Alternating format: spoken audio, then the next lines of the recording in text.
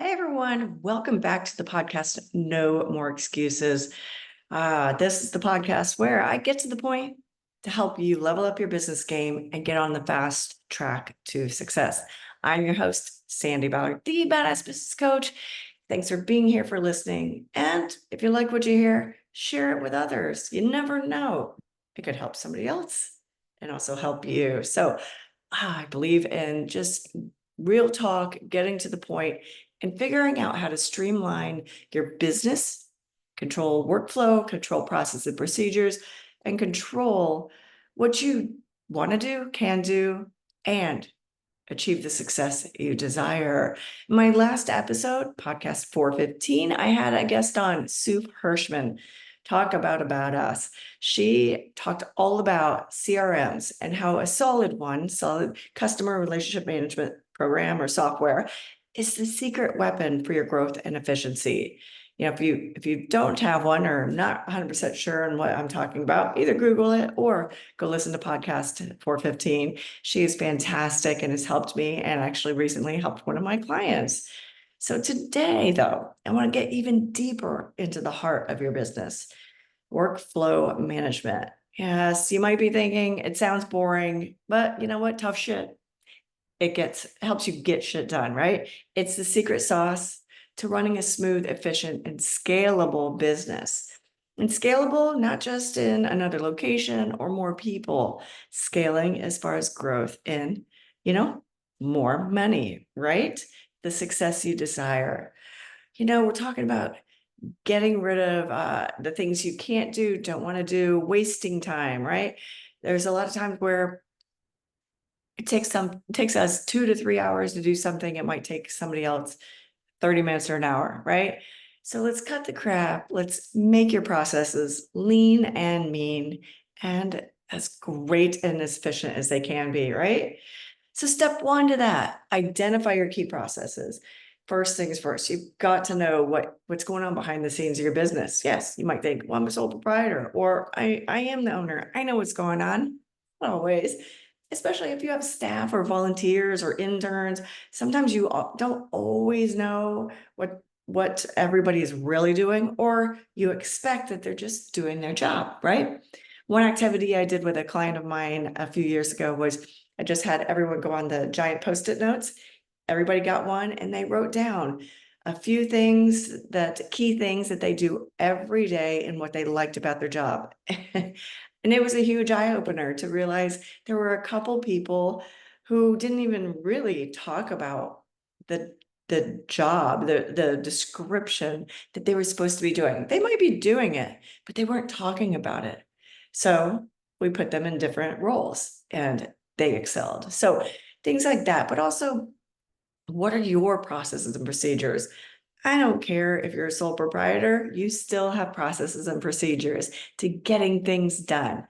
When are you going to do your finances, your bookkeeping? When are you going to get your taxes to your accountant? When are you going to do those follow-ups, right? Yes, there's a lot going on, whether you're a sole proprietor or a multi-million dollar business. You've got to take time to write it down, whether it's sales and marketing, follow-ups, customer service, inventory management, the financial aspect. I don't care if it's implementing or filling orders, that kind of stuff. You've got to write it down. You've got to see it, get it out of your head. And Sue nailed it when she talked about how a CRM can be your best friend for organizing the chaos, like generating leads, working on a project and the flow of that, especially if it has to go to different people, fulfilling orders, and the usual thing a CRM is for, managing those client relationships. I just talked to someone the other day about, I'm part of a couple different chamber of commerces, and we were at one together networking, and we were talking about another one, and the owners were like, yeah, we don't feel the love from them. We never really hear from them. So, what is their process? What is their follow-up process? Is it just shooting out an email to everyone? Because of course you can't be in front of everybody all the time. But looking at what's broken, what's not working, what's non-existent, right? And the thing is, mapping it out. That's step number 2, map it out. So you've identified it, now you're going to map it out. don't leave it in your head. So many times when I do strategy sessions with clients, they're like, wow, that looked so different than what it looked like in my head. And you forget shit. I call it the oh shit list, right? Get it out of your head. You need to see it in black and white or color, because people like colors for different things. When I do my own strategy sessions or mapping things out, I like to do it on the giant Post-it notes, and I use different colors of markers for different things. You can use pen and paper. Oh, there's a new thing I came across. I haven't played with it yet, but it looks super cool, is Lucid chart, LUCID chart. And looking at that, so even Canva, I've done a map out of my website when I was really trying to revamp a certain section of my website. Someone suggested Canva to me. So I went in Canva and I was like, okay, here's the main thing. And then here's all the different sections or parts of it, even for like coaching, group coaching, individual coaching, or then you get over here to the team building aspect of it, and then dig down in deeper. It helped me really see how my website needed to flow, but it could be how a project needs to flow, right? So mapping that out is going to be huge. So look at anything like that and then evaluate the efficiency. So it's a good time to rip apart your workflow and find the weak spots, find the things that you aren't good at, but aren't necessary. Or like I said earlier, what's taking too long? Can you delegate it to someone? Can you, whether it's hire a virtual assistant, an assistant, find a volunteer or an intern, and is that what's causing you to lose momentum, lose clients, lose sales, right? Because things are taking too long. Like I said, if it's your follow-up that's eating up your time, automate it. Yes, I know I've even struggled with this, doesn't seem very personable, but there are so many things now that you can actually personalize the automation. Whereas I never say hello. I'm always like, hey. So I put in hey, and then first name. So many times we get emails, and even I didn't see this at first on my new email system. It was like, oh, I didn't put in the hey, Jerry, hey, Susan, what's going on? And you can make it sound like you, but you've got to be careful for that, because so it doesn't necessarily always sound like it's a what do you call it? Blank email, just broadcasting out to everybody, right? If things are eating up your time, make sure automation, you can and get it figured out, right? Set it up. Even pre-schedule your social media posts. Like I said, I'm diving into automation myself. I'm learning the ropes. Some of the things have become a game changer on that. And I actually use Hootsuite to schedule my social media posts. That can be great for just getting the basics out. And then I can do things that are more organic, like, hey, I'm here. Hey, this is there. Look who I saw out networking or at this event. So using automation to get rid of the drudgery, the boring stuff, and then allowing yourself to be more organic and authentic with your other social media posts, your other marketing materials, right? So Hootsuite, I love it. It's getting a little expensive, but and at least for this year on a holiday special, but I love it, right? It might be the right thing for you. Some other things might be the right thing for you. So looking at tools like Zapier, they can help you automate, and CRMs. I just had a client I helped get set up on Trello. Soof, I went to her and I asked her, what should I do? This is what the client needs, sole proprietor, but she has 4 different buckets of income. And then she's got tasks and projects for each of those. And she's like, oh, Trello or Monday.com is great for that. So I helped her get set up on that. And that's been we've just been doing it for a couple weeks, and it's been huge, because instead of asking her, did you get this done? Did you get this done? I can log in and see if she got it done, and I can coach her more effectively. I can either find out what's going on, what's getting in the way, and help her, motivate her, or I can help congratulate her, cheer her on, and say, be a cheerleader for her, because she is kicking ass and getting things done. So automation for me on the coaching side has been great. And I also have a couple different programs. One specifically that I remember was an end of the year, finish the year strong course. And I automated the material going out to whoever signed up for it.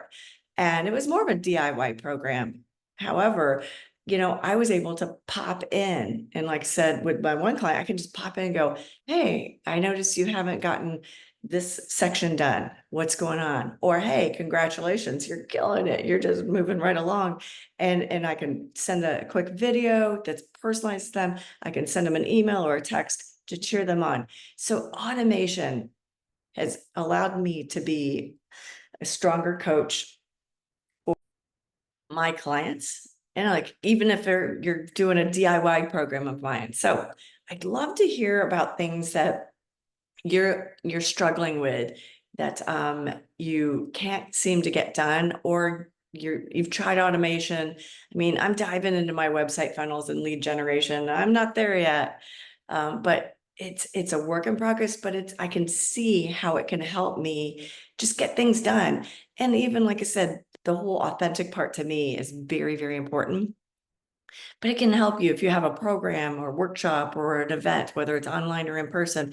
You can automate thanks for signing up. Here's the directions to park. Here's the directions on how to what to bring to the event.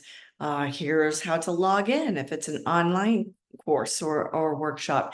You can automate those things so you don't have to go, oh shit, did I do that? Who did I get? Or, oh, did they sign up? And I sent the email last time. I forgot that they signed up here. Automation on those types of things can be huge to being, to helping others get the information they need, right?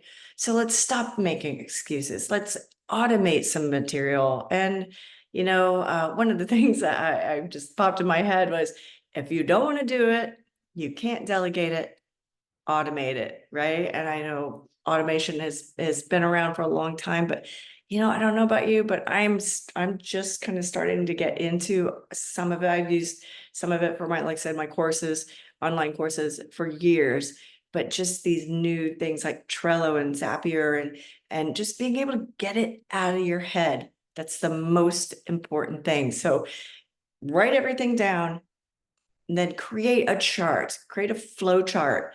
Like I said, at Canva, on a big giant Post-it note, on a piece of paper, and then figure out what systems can help you either do it faster, delegate it, or learn how to automate it, right? So you can be more focused and intentional with the things that you are doing best, the things that you're best at, the things that are going to be more important to help you level up your business game. All right. If you have any questions, direct message me wherever you're seeing this. Email me, Sandi with an I, Sandi@sandiballard.com, or check out my website, badassbusiness.coach. Let's all work together, because I'd love to hear from you. Some things, like I said, some things you're challenged with, but maybe you've used some programs or some automations and you have tips. Please send them my way. Comment. I would love, follow me on social media, share them, because there's so many different things that work for so many different people. And there's so many things out there that it's hard to keep up with, right? Like, I didn't even know about Lucidchart until last week. So there you go. I look forward to hearing from you, and I look forward to helping you achieve the success you desire. Cheers.